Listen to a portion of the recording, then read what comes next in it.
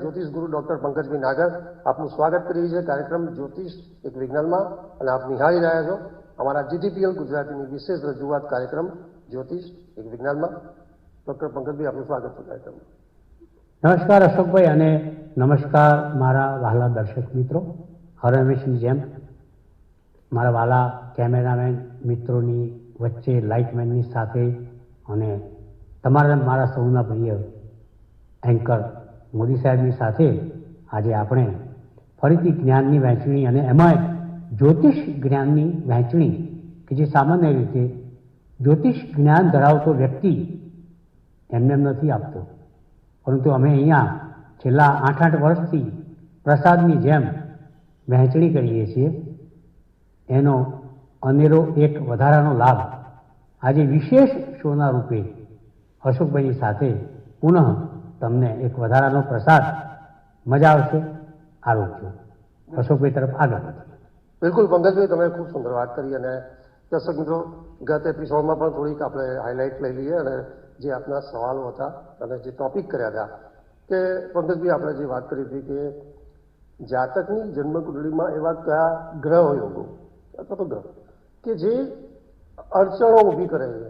ધારો કે અલગ અલગ જે કેરિયર ક્ષેત્રો છે બધા એમાં જે બાબતો પ્રતિકૂળ બનતી હોય છે, જે નેગેટિવ રિઝલ્ટ આપતી હોય છે અથવા તો બરબાદી તરફ લઈ જતી હોય છે, આવી બધી આપણે ચર્ચા કરી હતી. એમાં ખૂબ સુંદર ચર્ચા કરી હતી ગત એપિસોડમાં શેર બજાર અને જે સોનું ખરીદવાની વાત હતી એમાં આપણે ખૂબ સુંદર ચર્ચા કરી હતી. તો પણ આજે જે સવાલો છે અને આગળ જે ટોપિક લેવાય એવા કે જાતકની જન્મકુંડળીમાં એવા કયા ગ્રહો યોગો છે કે જે વ્યક્તિને ખૂબ જિદ્દી બનાવી દે અથવા તો માથા ભારે બનાવી દે અથવા તો વગેરે વગેરે એ પ્રકારની એક માનસિકતા બનાવી દે. તો એવા કયા ગ્રહો છે એની વાત કરીએ. તો સૌપ્રથમ તો જીદ કરવી કે ન કરવી. જીદ માટે સૌથી મોટું શરીરનું કોઈ અંગ હોય તો તમારું મનસ્વી મન, જેને આપણે અંગ્રેજીમાં હેડ સ્ટ્રોંગ પર્સનાલિટી કહેતા હોઈએ છીએ કે ભાઈ આ માથા ભારે વ્યક્તિ છે. બિલકુલ. આનો કોઈ ભરોસો નહીં. આનું માથું ગમે ત્યારે ફરે અને તમારું માથું તોડી નાખે. અગર તો આ વ્યક્તિ ખૂબ જ ટબાન છે, જિદ્દી છે અને મનનો મક્કમ, પોતાની વાત મૂકે નહીં, હાથમાં લીધેલી વાત છોડે નહીં અને લાખો લોકો સમજાવે તોય સમજે નહીં. આવા જે ગ્રહયોગ કુંડળીની અંદર હોય છે એ સામાન્ય રીતે એ જાતકની માનસિકતા ઉપર વધારે આધારિત હોય છે. ખાસ કરીને દર્શક મિત્રો, મારા ધ્યાનમાં જે વસ્તુ આવી છે એની આજે હું તમને શેર કરું છું આ શોમાં જ્ઞાનના એક ભાગરૂપે. અશોકભાઈ, ખૂબ સમજવાની વસ્તુ છે કે આપણે શોમાં વારંવાર ચર્ચા કરતા હોઈએ છીએ કે ભાઈ મન એટલે બ્રેન જેને કહીએ છીએ અને મનનો આધાર ચંદ્ર ઉપર છે. ચંચળ ચંદ્ર જો કુંડળીમાં નિર્બળ હોય તો ચંચળતા વધે. બિલકુલ. વૃશ્ચિકનો હોય તેવો જાતક નાની નાની વાતમાં ટેન્શન કરે અને ચંચળતા વધે. મકરમાં હોય તો પણ ચંચળતા વધે. ચંદ્ર ઉપરથી શનિનું ભ્રમણ હોય, પનોતી હોય, ચંદ્ર ઉપરથી કેતુ હોય, ચંદ્ર સાથે કેતુ હોય, ચંદ્ર સાથે રાહુ હોય, ગ્રહણ યોગ હોય તો પણ મન નબળું પડે છે. પરંતુ આજે હું તમારી સમક્ષ જે વાત કરવા જઈ રહ્યો છું તે મનના મક્કમ જાતકોની છે.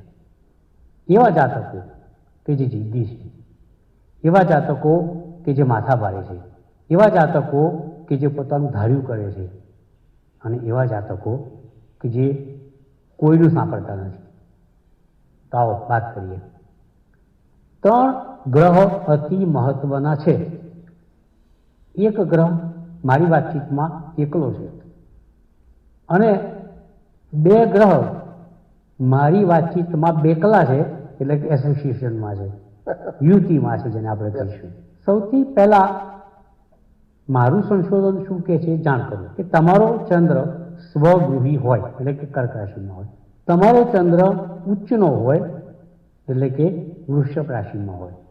એમાંય વૃષભ રાશિમાં મંગળના નક્ષત્રનો મૃગશીર્ષ નક્ષત્રનો હોય તો એ ચંદ્ર વધારે મક્કમ, બળવાન અને ચોક્કસપણે નિર્ણયોને આધીન હોય. એવું કર્ક રાશિમાં પુષ્ય નક્ષત્રનો ચંદ્ર હોય એટલે શનિના નક્ષત્રનો ચંદ્ર હોય તો એવા જાતકો પણ મનના મક્કમ હોય છે.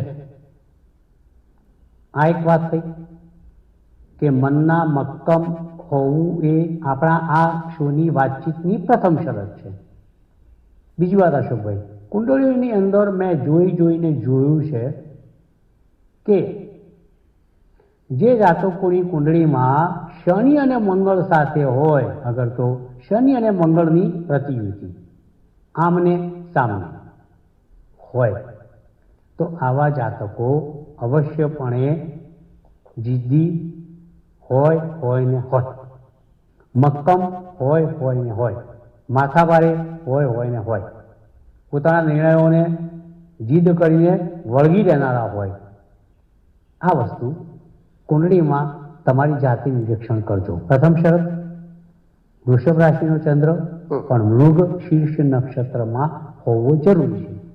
બીજું, કર્ક રાશિનો ચંદ્ર સ્વગૃહી ચંદ્ર પણ પુષ્ય નક્ષત્રમાં હોવું જરૂરી છે.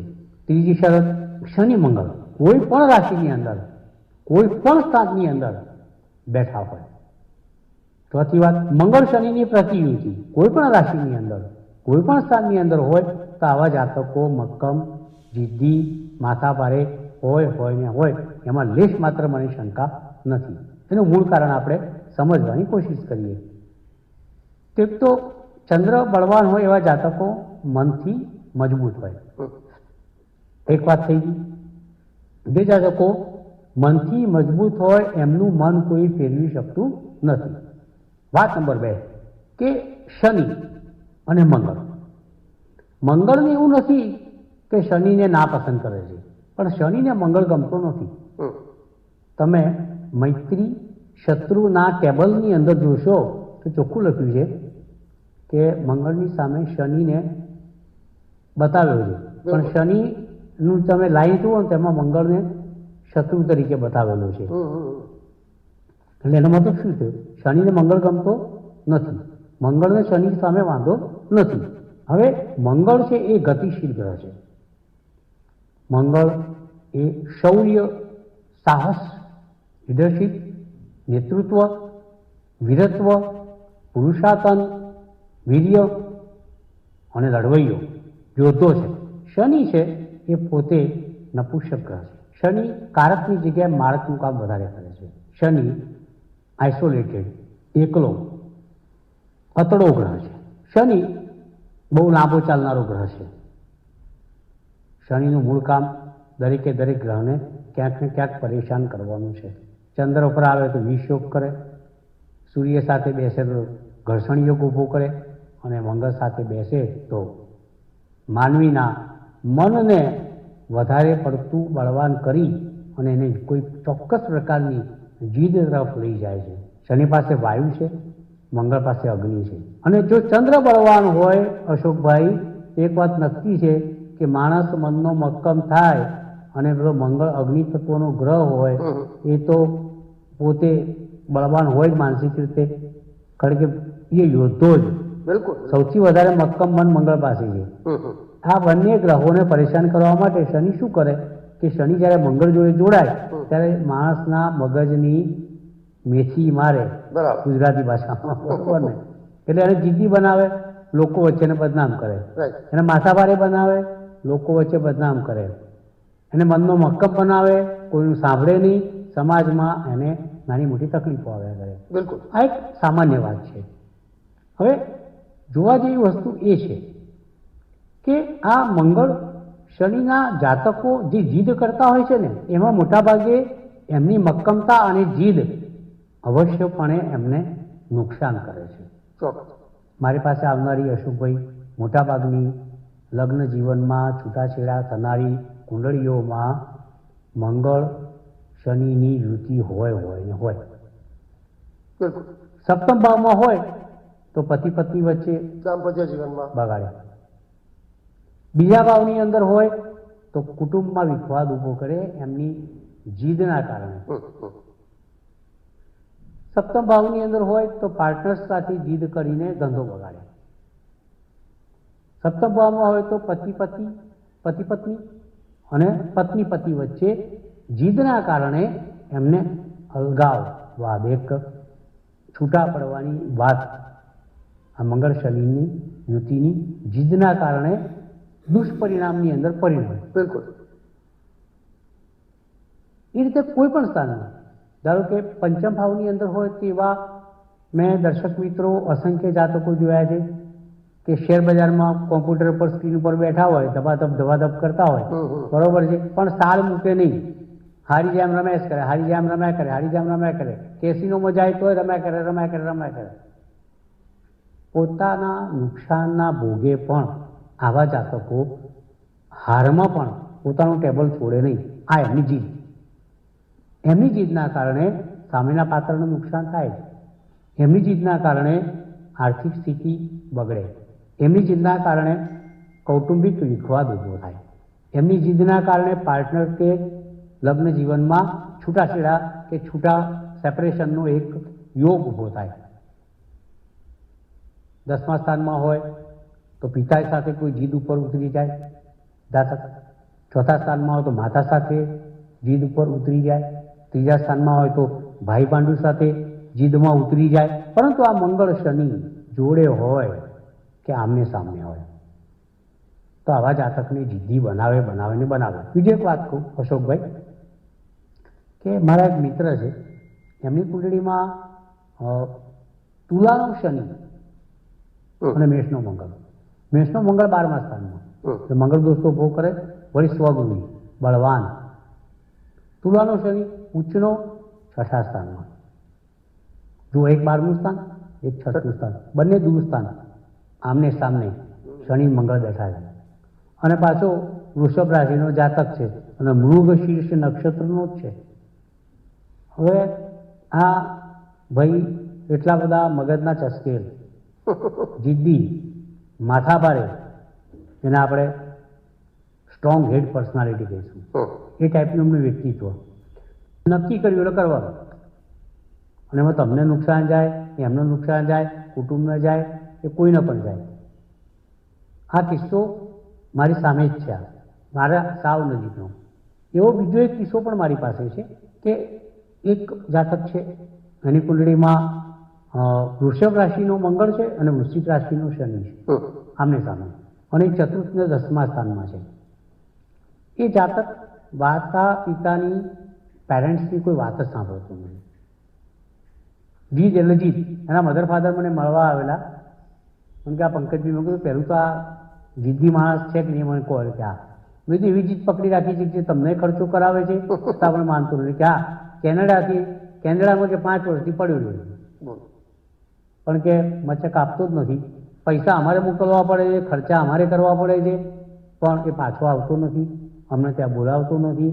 એમાં અમે બરબાદ થઈ ગયા. માત્ર એક જ જીત છે, હું તો કેનેડા રહીશ, કેનેડાથી પાછો આવીશ નહીં. લો, કેવા કેસ છે આ બધા. એટલે ટૂંકમાં સંશોધન એવું કહે છે કે મંગળ શનિ કોઈ પણ સ્થાનની અંદર યુતિમાં હોય, મંગળ શનિ કોઈ પણ સ્થાનમાં પ્રતિયુતિમાં હોય, મંગળ શનિ પ્રતિયુતિ, યુતિ અને સાથે ચંદ્ર ઉચ્ચનો હોય, ચંદ્ર સ્વગૃહી હોય, એમાં ઉચ્ચના ચંદ્રમાં મૃગશીર્ષ નક્ષત્ર હોય અને કર્ક રાશિના ચંદ્રમાં પુષ્યનું નક્ષત્ર હોય તો આવા જાતકો મારા અવલોકન અનુસાર ભારે જીદ કરનારા, માથાભારે અને પોતાની વાતને પકડી રાખનારા, ધારેલું કામ કરનારા હોય છે એવું મારું સંશોધન આ શોમાં તમારી સમક્ષ મૂકું છું. આવો અશોકભાઈ તરફ આગળ વધીએ. બિલકુલ. પંકજભાઈ, પણ તમે ખૂબ સુંદર વાત કરી કે જે જાતકો જિદ્દી અને માથાભારે સ્વભાવના હોય છે એ ક્યાંક ને ક્યાંક પોતે તો નુકસાન કરે છે પણ બીજા લોકોને, પરિવારના લોકોને એમના સાથી મિત્રોને પણ ક્યાંક ને ક્યાંક નુકસાન કરતા હોય છે. અને એમાં આપણે ખૂબ સુંદર વાત કરી કે જે ગ્રહો યોગોની વાત છે, એવા અડચણ ગ્રહો કે જે શનિ અને મંગળ અને એમની સ્થાનમાં યુતિ જો ક્યાંક થતી હોય તો એ ચોક્કસપણે આ જવાબદાર બનતી હોય છે. પંકજભાઈ ખૂબ સુંદર વાત કરી. એ પછી પંકજભાઈ જો વાત કરીએ તો જે ચંચળતાની વાત કરી તમે કે ભાઈ જેને આપણે વિન્ઝિકલ માઇન્ડના માણસો કહીએ છીએ કે જે લોકોને કાયમ ટેન્શન જ હોય, નાની નાની બાબતમાં ટેન્શન હોય. આ શ્રાવણ માસમાં કદાચ ઉપવાસ કર્યો હોય અને રોડ ઉપર કેળા લેવા ગયા હોય તો પણ એમને કદાચ ના મળે, એટલે એ ટેન્શન એ ટાઈપના વિન્ઝિકલ કે ભાઈ જે લોકોને નાની નાની બાબતોમાં ટેન્શન થઈ જતી. તો એવા જાતકો એમના સવાલ છે કે ભાઈ જે લોકોને નાની નાની બાબતમાં ઉલઝન રહેતી હોય છે, ટેન્શન થતું હોય છે, તો એ લોકો એવા જાતકોની કુંડળીમાં કયા એવા ગ્રહ યોગો છે જે આ બાબતો એમને અફટાટ રાખતા હોય છે અથવા તો ઓલવેઝ જે ફાઉન્ડ ઇન ટેન્શન. જો દર્શક મિત્રો, સીધા સરળ સાદા નિયમો આપી દઉં છું સંશોધનના એક ભાગરૂપે. ટેન્શન કોણ કરાવે? મન. મનનો કારક કોણ? ચંદ્ર. ચંદ્ર. બરોબર. ધારો કે વદ પક્ષનો ચંદ્ર હોય એટલે કે અંધારિયા પક્ષનો થયો, તે નબળો કહેવાય. ધારો કે વૃશ્ચિક રાશિમાં ચંદ્ર હોય તો એ વિછુડાનો ચંદ્ર થયો કહેવાય, એટલે આપણે વિછુડો કહીએ, નીચ રાશિનો ચંદ્ર થયો કહેવાય. જેમ કે મકર રાશિનો ચંદ્ર હોય તો એ અસ્તનો થયો કહેવાય, યુઝલેસ. શનિની રાશિમાં બેસે, શનિ ચંદ્રનો કટ્ટર શત્રુ છે, એની રાશિમાં ચંદ્ર બેસે એટલે અસ્તનો થઈ જાય. એમ આઈ રાઈટ? વૃશ્ચિક રાશિમાં બેસે એટલે ત્યાં પણ નીચનું થઈ જાય. વદ પક્ષનો ચંદ્ર હોય આપોઆપ ચંદ્ર નિર્બળ બની જાય, કારણ કે એની કળાઓ ઓછી હોય, એનું કદ નાનું હોય. બરોબર છે. અને વદ પક્ષની અંદર ચંદ્ર ક્ષીણ થતો જાય. જેમ જેમ ચંદ્ર ક્ષીણ થતો જાય એમ એ મનના તાકાતને ધીરે ધીરે ઓછો કરતો જાય. બિલકુલ. આ એક સામાન્ય વાત છે.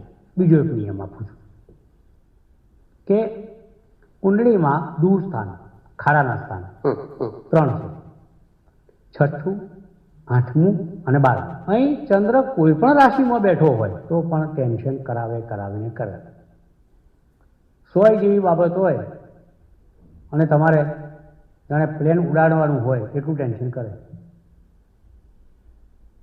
એક 100 ગ્રામ તલ લાવવાના હોય તોય જાણે રામે એને સંજીવની લાવવા માટે મોકલ્યો હોય એ બિલ થાય એટલું બધું એને ટેન્શન થઈ જાય. 6ઠા, 8મા અને 12મા સ્થાનમાં હોય તો. કારણ 6ઠું સ્થાન રોગ અને શત્રુનું છે, 8મું સ્થાન મૃત્યુ અને આયુષ્યનું છે, 12મું સ્થાન ખર્ચ, વ્યય, ગવર્મેન્ટલ પેનલ્ટી, દંડ, જેલ યાત્રાનું છે. અહીં ચંદ્ર આવે એટલે એટલું બધું ટેન્શન કરાવે એને કે જેની કોઈ હદ નહીં. નાની નાની વાતની અંદર ઇમોશનલ થઈ જવું, ચિંતિત થઈ જવું.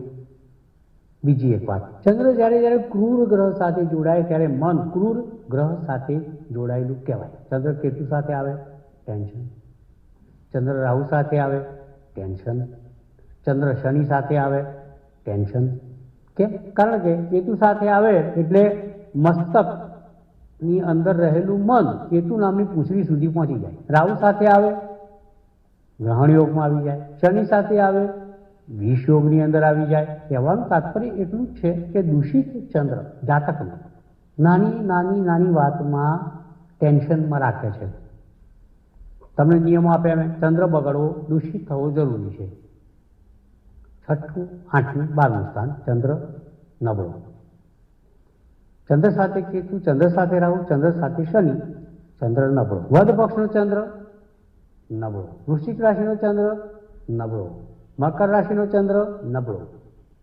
પાછું અમાવસનો એક એવો યોગ છે કે જેમાં સૂર્ય સાથે ચંદ્ર બેસે એટલે ચંદ્ર પોતાનું પ્રકાશ, પોતાનું અસ્તિત્વ અને વ્યક્તિત્વ આપોઆપ ગુમાવે. કારણ કે સૂર્યના પ્રકાશમાં ચંદ્ર ઢંકાઈ જાય. બિલકુલ. ઇટ બીકમ ઝીરો મોન, શૂન્ય વેલ્યુ એની થઈ જાય. એટલે અમાવસમાં જન્મેલા જાતકોને પણ ક્યારેક નાના નાના માનસિક ટેન્શનો થઈ જતા હોય તો આશ્ચર્ય નહીં.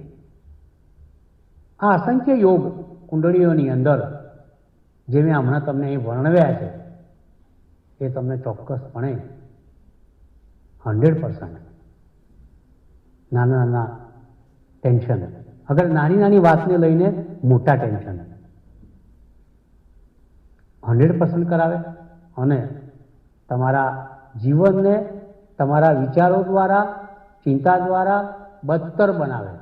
એટલે ખાસ ધ્યાન રાખજો, આવા સમયે ચંદ્રની પૂજા, શ્રાવણ મહિનો ચાલી રહ્યો છે, એ તો પૂરો થશે, 16 રજૂ થશે ત્યારે કદાચ, તો એ શ્રાવણ મહિનામાં શિવની પૂજા કરવી જોઈએ. સોમનાથ છે, ચંદ્રને મહત્વ આપવું જોઈએ. આંગળી પર બસરા મોતી ધારણ કરવું જોઈએ. જમણા કાણા પર શ્વેત દોરો ધારણ કરવો જોઈએ.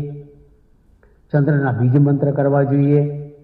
બીજના ચંદ્રના દર્શન કરવા જોઈએ. પૂનમના ચંદ્રની પૂજા કરવી જોઈએ. સોમવારે ચોખાના દાણાનો એક દાળો ગણવો જોઈએ.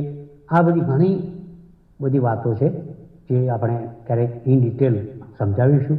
ત્યાં સુધી આપથી છૂટો પડી અને અશોકભાઈ તરફ આગળ વધું છું. હવે આપનું જોડાણ અશોકભાઈ સાથે થશે. પંકજભાઈ, આપનો વિશેષ આભાર કે જે દર્શક મિત્રોના સવાલ હતા અને ખૂબ જ એવા જાતકોની કુંડળીમાં જે ગ્રહયોગની વાત થઈ કે જે જાતકો ક્યાંક જિદ્દી વધારે છે, માથા ભારે છે, અથવા તો એમને નાની નાની બાબતોમાં અડચણો આવે છે અને ક્યાંક ટેન્શન કરી લેતા હોય છે અને અફતાટ દેખાતા હોય છે. તો આવા જાતકોને કુંડળીમાં જે ગ્રહયોગો છે એની આજે પંકજભાઈ ખૂબ સુંદર વાત કરી છે અને જે જવાબદાર ગ્રહયોગો છે એની માટેની વાત થઈ છે. પંકજભાઈ, આપનો વિશેષ આભાર. અને દર્શક મિત્રો, અહીંયા સમય કાર્યક્રમનો સમાપન ના રહે છે, પરંતુ હજી પણ આપણા કેટલાક સવાલો છે, કોમન સવાલો આપણી પાસે હજારો લાખો સંખ્યામાં હોય છે. તો હજી પણ એવી અડચણોની વાત કરીશું કે જે કેરિયરમાં ક્યાંક ગ્રહયોગો જવાબદાર બનતા હોય છે, એને લઈને પણ સવાલો છે. નેક્સ્ટ એપિસોડમાં આવી જ ચર્ચા જારી હશે. નમસ્કાર, આભાર. જ્યોતિષ એક વિજ્ઞાન. સીપ ઓફ ટીપ એટલે ટીપની એક ઘૂંટ. આજની ટીપ. દર્શક મિત્રો, ઘરમાં શ્રીમંતનો પ્રસંગ આવે, બહુ સરસ મજાનો આનંદદાયક પ્રસંગ છે. અહીં એક મારી ટીપ છે કે શ્રીમંત જ્યારે કરો ત્યારે પુરુષવારે કરજો, રવિવાર, મંગળવાર અને ગુરુવાર. જો શ્રીમંતનો પ્રસંગ તમે બુધવાર કે શનિવારે લેશો તો આ બંને ગ્રહો નપુંસક ગ્રહો છે. બાળકને ક્યાંક જન્મ પછી માનસિક પ્રોબ્લેમ થઈ શકે છે. માનસિક નપુંસકતા, મેન્ટલ રિટાર્ડેશન, મોંગોલ ચાઇલ્ડ હોવું, ઓટિઝમનો રોગ થવો, એ પ્રકારના રોગ થઈ શકે છે.